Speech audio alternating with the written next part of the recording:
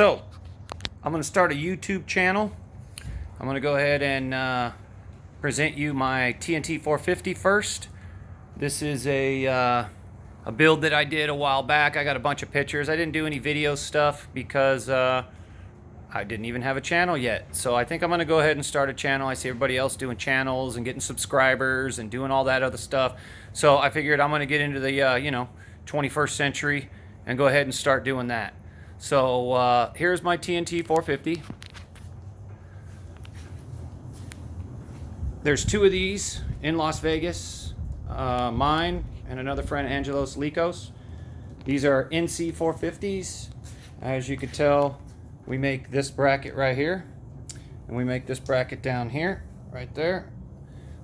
He also makes this bracket right here. If you want to change your foot pegs, you can get these on eBay. I got a shock. We got the Grom Kept Speed swing arm. I got a Yoshimura carbon can on it. I had a custom exhaust made from Travis Schultz. That's all custom made. This is an SV650 radiator. Here's these brackets again right here and down in there, if you can see it. Again, this bracket right here, this bracket right here, another one that Angelos makes. This one you can put the rear passenger pegs on. I have another one that doesn't have these on it if you don't want to run the passenger pegs. This is a Grom rear brake caliper with the Grom bracket because this is a Grom swing arm, so it works great. This axle's 14 millimeter. You need to hone all the spacers out, the swing arm slots out. All this has to be honed out to 14, machined out to 14 millimeters. Angelos Likos makes these chain adjuster blocks with the holes for some spools, so you have access to a rear swing arm stand. This rear master cylinder has slots right here, so this works with Angelos's little bracket that he makes. It works pretty good. It has a little pivot piece here, so this arm doesn't have to be straight up and down, and it works pretty good. So sticker kit, put on, wrap the forks. I run Kenda KD1s. I run a 120/80 in the front and a 130/70 in the rear. Once this rear tire goes away, I'm going to go ahead and run a 120/80 rear also, as it sits a little taller and it sits a little wider than the 70 series tires. Using the stock gauges, all that. I got these bars off eBay, 1 1/8. I like the bend. I like how tall they are. I don't really care for the real low bars, the Chad Reed, the Carmichaels, the Pastranas. They're too low for me.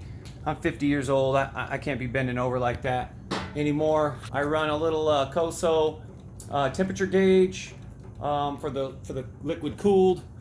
This motor is a 6-speed. This motor is fuel injected.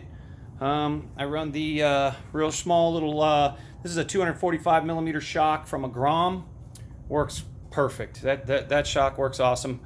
Has rebound compression settings on the bottom. It has rebound compression on the top. Spring preload. Works great. This is 520 chain and sprockets. The rear is a 35 and the front that you can't see is a 14. We switch these out. We run a nut and a bolt with a grade 8. I don't trust the stock 10 millimeter studs, so we run bolts backwards with the nut on the back side. Let's see. Other than that, the little CNC, little tiny CNC license plate bracket, they're about 30 bucks, 25 bucks. It bolts right in. They're slotted right there, and you can see you just screw them into existing holes. Other than that, this bike is a lot of fun. If you're into something like this, it's not a cheap build. If you're buying the motor brand new, you're looking at 2,500 bucks. Then you got to buy the throttle body, the injector, the ECU, a few other little things, a radiator. Then you have to have a custom exhaust made. You need a bracket for the bottom right here. This bracket right here to hold to hold the bottom of the motor, and then we incorporate this bracket into the neck. We've gotten it down now to where you don't really need to weld anything besides the brace that goes from here straight across. The injector doesn't work. It'll hit that. So a lot of people are saying, oh, well, I can put any motor in here. I'll tell you right now, you're not putting any other motor in there without a lot of modifications. That, if you look under there, that's the throttle body, and that white up top is the fuel pump. That throttle body barely misses the fuel pump. And if you look at the motor, look at the downward angle of the intake. Most 450s either straight out or even up. You'd have to either make a new manifold or have something done to a boot to make that work. This motor is rated at about 42 horsepower and about 32 pounds of torque. 8,000 mile intervals in between valve adjustments. Runs a roller rocker head, threaded rockers. Super easy to do. It's not that difficult as far as valve adjustments. If you look here, that's the type of clearance you get. That's it. So it's not much in there. There's not a lot of room to be putting a big dual overhead cam in there. It'll never fit. People talking about, oh, I'm going to put a 390 Duke, or I'm going to put a 450 MX motor. Sure, you can. Anything's possible with a lot of cutting and a lot of welding. You want to make sure that this center here for your counter shaft runs right along in the same plane. I've seen guys do 250 two-stroke motors in Groms, and this pivot right here for the counter shafts sprocket is way down here, and then the chain's riding up and along the swing. That's to me, that's a no-go. But that's what they have to do to get that motor to fit. They got to run it like that, which, like I said, you can. This right here is the correct way, where this and this is on the same parallel. So it's on the same plane. It runs straight across. Also, we incorporated in here the swing arm pivot bolt, runs right through the motor. And then we had that spacer on the other end over there. You can see it, the machine spacer. That is made to take up the slop. But if you look here, the chain is pretty straight. So yeah, it's a fun bike. It'll wheelie bottom 4 gears just on the throttle.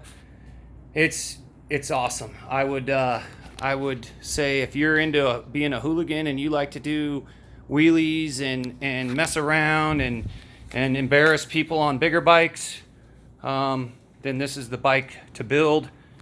You're looking at, I would say if you're going to do it yourself, probably with everything, once everything's said and done and you bought everything, you're looking at about $4,000 in parts and the motor and the custom exhaust and all the little things that you need, the swing arm, the machine work to get everything to work. If you're paying somebody, I'll do a motor swap for you, but I'll charge you $2,000, and that's cheap. Yeah, you're not going to be able to take this bike to your local Ride Now or your local, Honda shop, Kawasaki, Yamaha, Suzuki, and say, hey, here's this 450 motor. Can you put it in my bike? And then you just drop off a motor. They won't even work on it because it's China, so they're not going to work on it for you. So you're limited to doing it yourself, which we sell brackets and stuff, but there's still a lot of work to be done as far as getting it in there and getting it lined up and getting it even and making brackets for your radiator and making that front bracket. But this is a counterbalance motor. It doesn't hardly vibrate at all. Your dirt bike motors aren't counterbalanced. They're going to numb your hands up in 5 minutes. And the maintenance intervals on a dirt bike motor, sure, they make more power, but you're going to be rebuilding that top end every 2-3 weeks if you're on it all the time. So this is it, and I'll take some more videos of it later. But there you go.